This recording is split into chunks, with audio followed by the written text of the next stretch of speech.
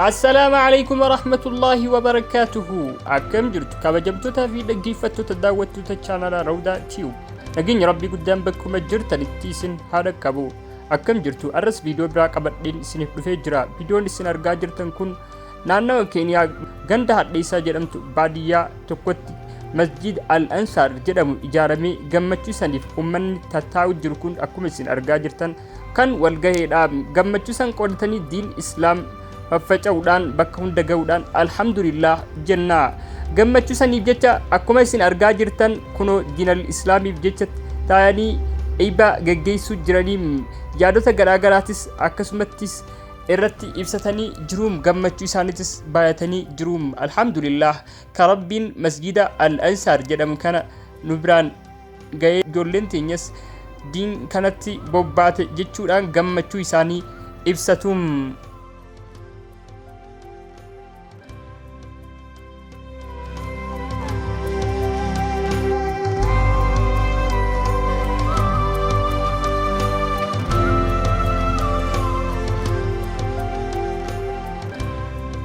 alhamdulillah diin islaam bakka hunda ga'uun hedduu nama gammachiisa muslimni kaaba kibba baha dhiya oo jiraatee rabbii ufii abbade tokkummaan usuu jiraate akkuma sanitti haa jedhamu malee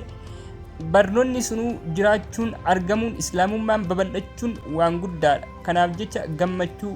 irraa bakka kanatti argine isiniif qoonne daawwattootaa fi hordoftoota chaanala Rawdaa Tube namoonni naannoo kana keessa jiraatan keessaa aadde xummee dhaddachaa